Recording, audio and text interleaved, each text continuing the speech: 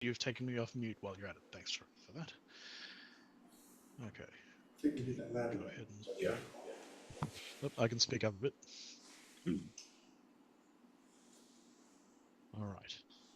So I'm going to talk tonight about Assyria again. Um, this time I'd like to talk about the bit where they actually get to Israel. Um, Last time it was a bit of a history about where they came from and how Jonah came up to talk to them. Um, and this time, um, yeah, about how they got to Israel. So the Assyrians, as I said last time, they're a Semitic people. They're sons of Shem, like the Israelites and the rest of the folks around there. They lived around the northern reaches of the Tigris River in Mesopotamia, and they had very little to do with Israel in the early years. It wasn't really until the third iteration of the Assyrian Empire, called the Neo-Assyrian Empire, wasn't until they came to power that they were even mentioned in the Bible. Um, there were a few interactions between the Assyrians and Israelites before that weren't recorded in the Bible, um, such as King Jehu being made to give a tribute to Shalmaneser III, and King Ahab defending Israel from an Assyrian invasion, again against Shalmaneser in what's called the Battle of Karkar, which sort of happened in northern Syria somewhere. So last time we also had a look at some of the Assyrian culture, showing they were a very ruthless and a bloodthirsty people who enjoyed not only killing their enemies but torturing them while they were at it. And in light of this, we saw that the Assyrians, when Jonah was sent to their largest city of Nineveh, unsurprisingly, he wasn't too keen to go there to tell a city of bloodthirsty murderers that they were doing the wrong thing. Instead, he chose to go to Joppa, or Tel Aviv as it's known today, feeds himself to a whale, and ends up walking to Nineveh instead. So, what I'd like to talk about tonight is three Assyrian kings and how they featured in the story of Israel. Um, this all occurs over the course of about 40 years during the reigns of Tiglath-Pileser III, followed by a guy named Shalmaneser, and then Sargon II. So, when last we left the Assyrians, they were going through a bit of a socio-economic downturn. There were rebellions all across the empire, and the territory was shrinking, and there was a threat of invasion from this empire of Urartu up to the north. And it was around that time when Jonah was sent to the Assyrian city of Nineveh and called them to repentance, so it seems. The book of Jonah sort of ends on mid-sentence, um, but from what we can tell, the Assyrians weren't destroyed and Nineveh wasn't overthrown, so they must have repented. Um, and we also discussed that the fate of Assyria and the fate of Israel seem to be linked. When Assyria was in decline, Israel tended to grow, and vice versa. When Israel declined, Assyria grew.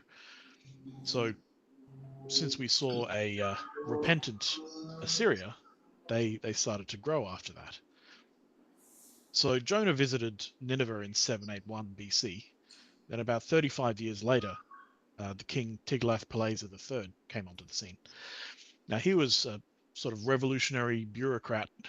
He made a whole lot of changes to the government and the administration of Assyria, and set up a very efficient system of government and raised a professional standing army, which wasn't really a thing at the time. And he set about trying to conquer the world. And as a result, this was the start of one of the great ages of Assyria. So he kind of pushed out in all directions to the, you know, north into Urartu and south into Babylon and kind of southwest into Judah and Israel, and reconquered a lot of that land. He's mentioned in 2 Kings chapter 15, verse 19.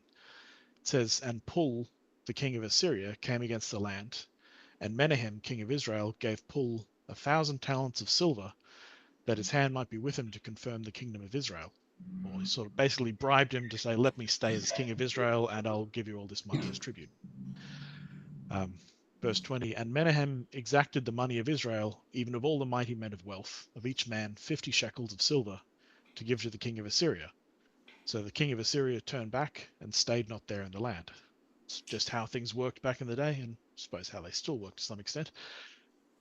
When faced with destruction, everyone sort of put a whole lot of money together and paid off this terrifying Assyrian king. Uh, but in these verses, he's referred to as Pul and not Tiglath-Pileser. So what's going on there? So Pul and Tiglath-Pileser are the same person. Um, History records that he was an Assyrian general, and when he was a general, his name was Pul. And when he sort of seized the throne, killed the king and took over the place in a coup d'état, and took on the name of Tiglath-Pileser III. It's pretty common throughout history for kings to do that. When they go onto the throne, they change their name to something to reflect what they want it to be. For example, I think earlier this century there was King George VI. He was actually named Albert before his coronation, and then called himself George when he became the king. Just recently, when King Charles came onto the throne, there was a possibility that he was going to call himself George VII, which probably just would have confused everyone. But in the same way, this guy Pul changed his name to Tiglath-Pileser, um, and that's why later on in the Bible, a couple of verses later, the same person is referred to as Tiglath-Pileser. In 2 Kings 15:29, it says there, in the days of Pekah, king of Israel, came Tiglath-Pileser, king of Assyria, and took Ijon, and Abel, Beth-Maachah, and Genoa, and Kadesh, and Hazor, and Gilead, and Galilee, and all the land of Naphtali, and carried them into Assyria. The same event is also recorded in the Book of Chronicles, with a few more tribes included and a few other places. So basically came into the top part of Israel, all this area of Naphtali, and took all of that. I'll show you how that works a bit later on. There's kind of a major trade routes come through there, and basically whenever there's an invasion, these guys cop it first, every time. Right, so there's all the areas that he took, all that top part, and Galilee. So in 1 Chronicles 5:26, it says, and the God of Israel stirred up the spirit of Pul, king of Assyria, and the spirit of Tiglath-Pileser, king of Assyria, who's the same person. And he carried them away, even the Reubenites and the Gadites and the half tribe of Manasseh. So Manasseh had split itself on either side of the Jordan. There was half of it there and half of it there. So he took half the tribe of Manasseh, and brought them unto Halah and Habor and Hara, and to the river Gozan, even unto this day. So most of Israel at this time is taken away, except for Asher, Zebulun, Dan, and it basically takes everything down to about here. And also Judah is left alone at this time. So those places.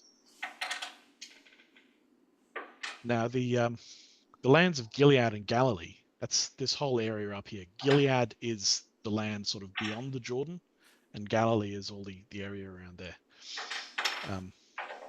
So it's no surprise really, since these are on the edge of Israel, that they're always the first to be taken. There are these major trading routes that come through here. Comes through Damascus and Syria, which was a major trading hub, and one half goes over the Jordan into the land of Canaan. The other one goes down here into sort of Ammon, Moab, and all the rest of that area. There's major roads, so of course the armies march along the major roads. Yes, what was I saying? Here's another sort of three-dimensional view of the same thing, and you can see the roads kind of run down this valley, which is like the headwaters of the Jordan, and a very very fertile land, prime for raiding. So as you can see, the northern route through Damascus runs along that valley. And this is kind of the area where Jesus grew up, like there's Capernaum, the Sea of Galilee, and all of that sort of thing. In Isaiah chapter 9, verse 1 and 2, there's a prophecy about the coming of Jesus, which refers to this land as the land of the shadow of death, because so many invasions came through there, and these people were always basically running the risk of being conquered and killed. In Isaiah 9, verse 1, It says, "Nevertheless, the dimness shall not be such as what was no vexation." Uh, it talks about the land of Zebulun, the land of Naphtali, being afflicted beyond Jordan and Galilee. It said, "The people who walked in darkness have seen a great light. They that dwell in the land of the shadow of death, upon them hath the light shined." So yeah, this was a very dangerous place to live, um, as it still is today for different reasons. So this king, this Assyrian king Tiglath-Pileser, has very little difficulty overthrowing the kingdoms of northern Israel. This Assyrian engraving shows a typical siege of a city. You know, they throw up these ladders. They have all sorts of siege engines and use their bows and arrows. Um, you can see details of in the backgrounds of some of the violent things that happened to all of the victims of them. And of course, as is their custom, they've written in their Assyrian script a description of the events down the bottom. So for the people who survived the sack of a city, it was customary for the Assyrians to capture them, enslave them, and deport them to get them right out of the towns and the cities where they came from, and shift them to urban centers of Assyria, where they would be resettled, and then people who'd been captured in other regions would be brought in to live in the cities they just vacated and work the fields and do all of that. That way, the new people who'd just been settled in wouldn't have any loyalty to that land or that area. They wouldn't be inclined to start a rebellion or overthrow anything. You know, when you've been moved such a long way into a distant land, you don't feel um, well, you feel very unsettled, and you're probably not really in the mood for starting a rebellion. And this was an extremely successful strategy for the Assyrians. It meant that there was not very many rebellions all across their country because people who are in a far distant land um, don't feel like fighting for that land that isn't theirs. In the case of Israel, the first round of deportations by Tiglath-Pileser, shown here in purple, took the Israelites from all of their cities here up into the northern lands of Assyria, places like Nineveh and Gozan.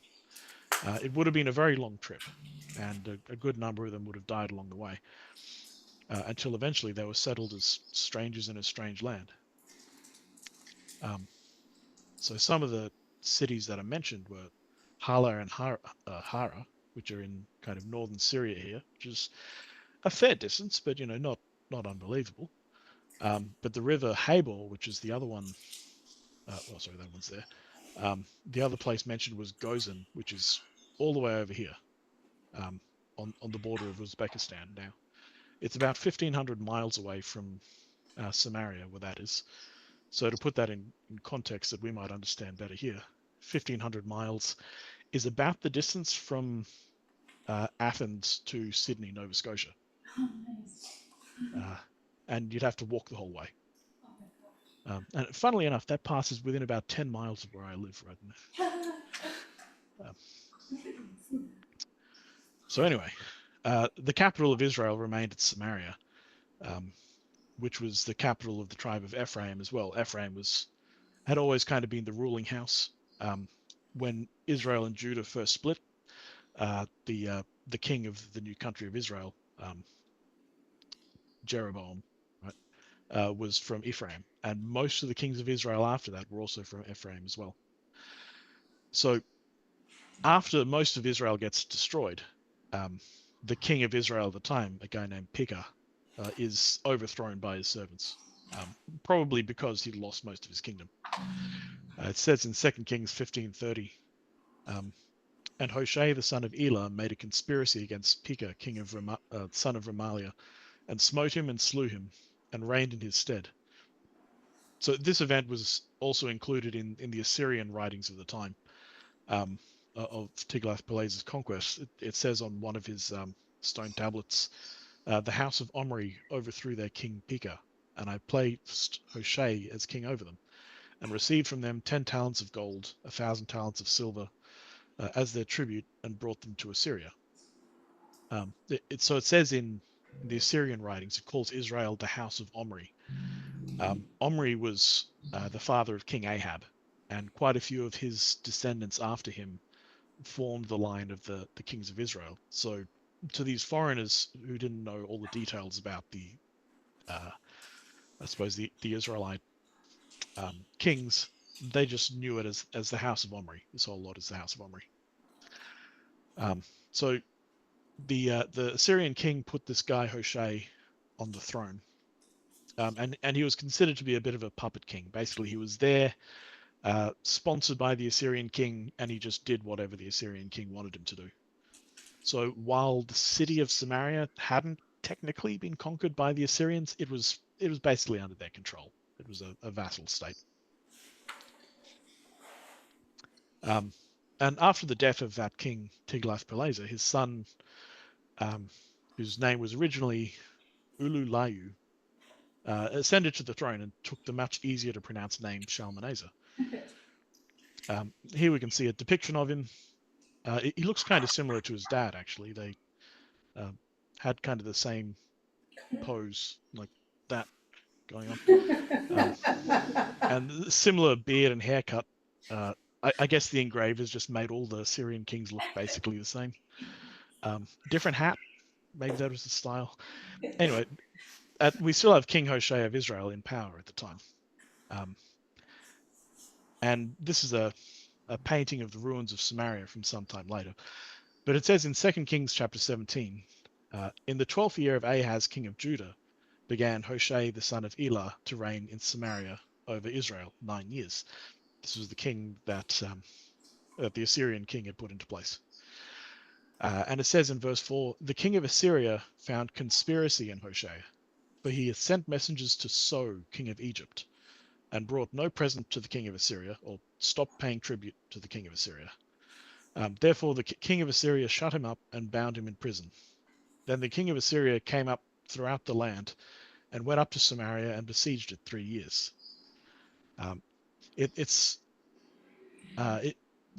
So when Hoshea goes to the king of Egypt for help at this time, it's kind of pointing to sort of a larger geopolitical thing that's happening.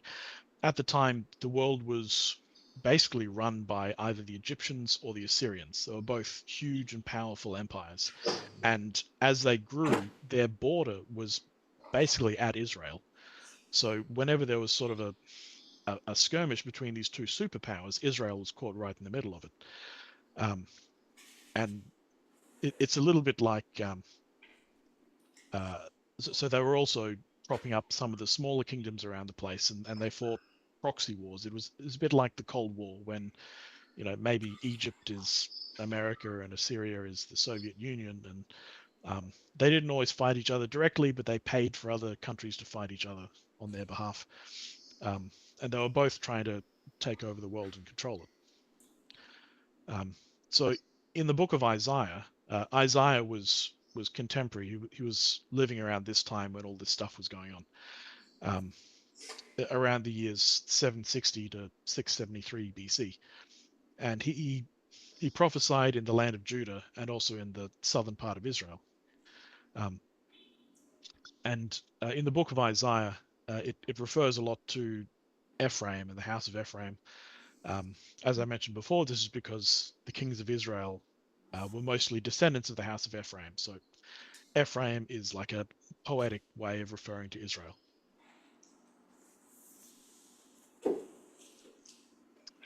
So it says in Isaiah 7, verse 17 to 22, it says, the Lord shall bring upon thee and upon thy people and upon thy father's house days that have not come, from the day that Ephraim departed from Judah, even the king of Assyria.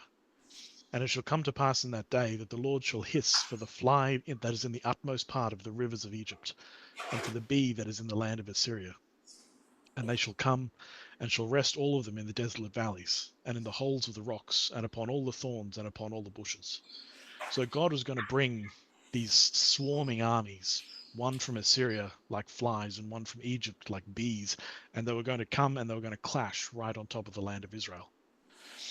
It goes on to say, in the same day shall the Lord shave with a razor that is hired, namely by them beyond the river, by the king of Assyria, the head and the hair of the feet, and it shall also consume the beard. So the Assyrians were going to shave the land of its inhabitants, from head to toe, just killing and deporting everyone until there was nothing and nobody left. Uh, Goes on to say, and it shall come to pass in that day that a man shall nourish a young cow and two sheep, and it shall come to pass for the abundance of milk that they shall give, um, he shall eat butter. For butter and honey shall everyone eat that is left in the land. So there's going to be so few inhabitants that he's going to milk his cow and he won't have anyone to sell it to. So he's just going to have to, eat butter and milk all day. So the armies of Tiglath-Pileser and Shalmaneser came down on Israel and did exactly that. They killed and deported almost all the people there and lay siege to the capital city of Samaria.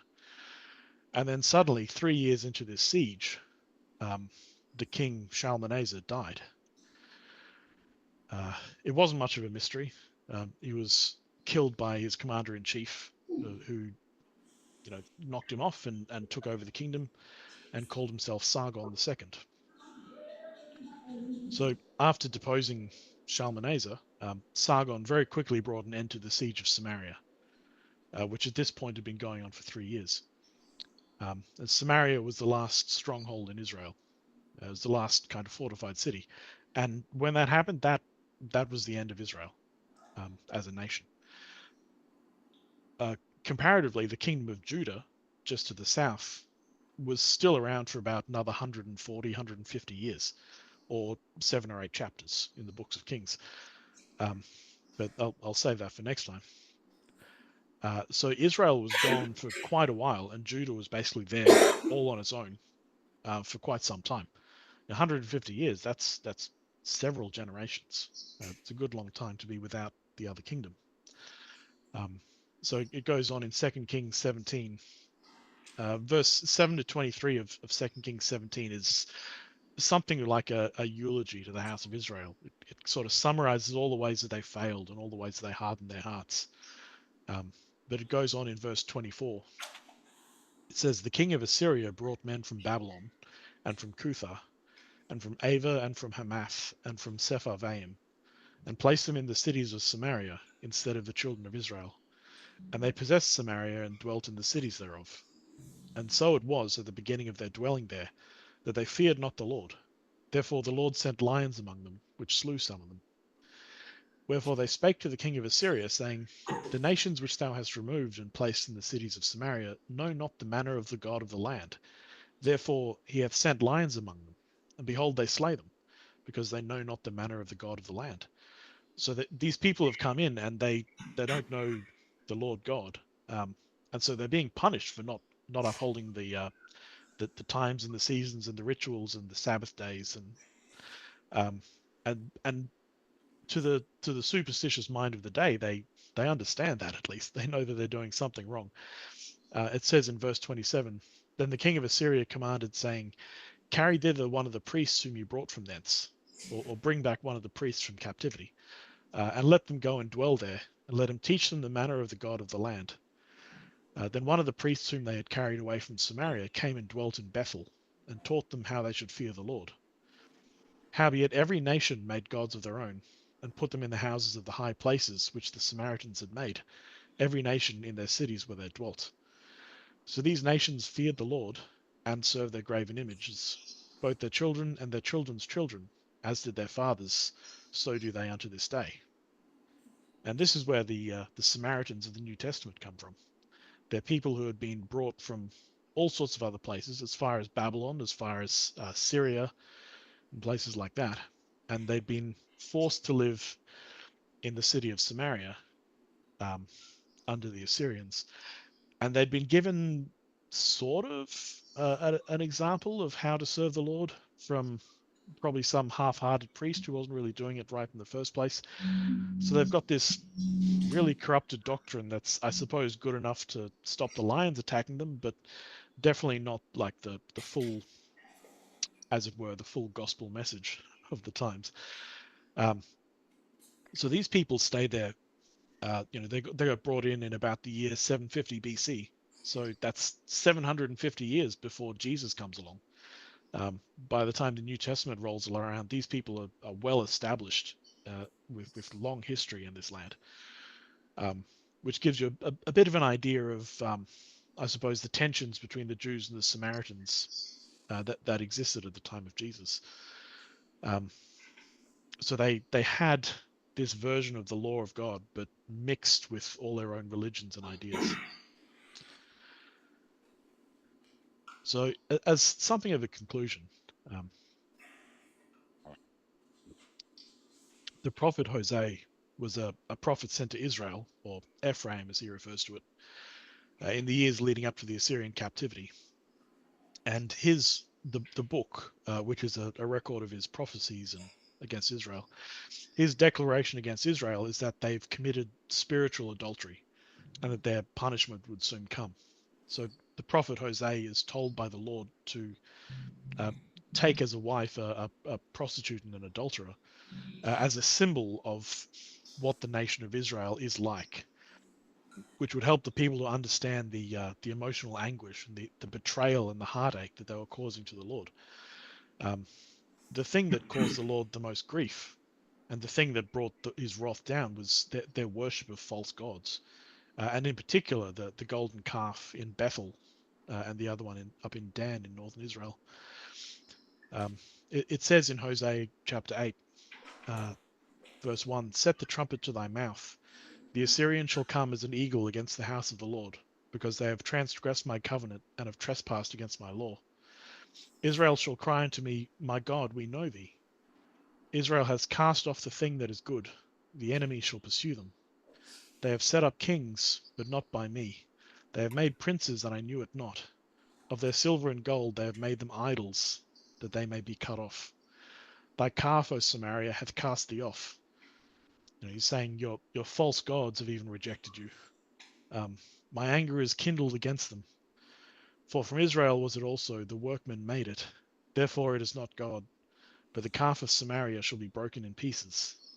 For they have sown the wind, and they shall reap the whirlwind.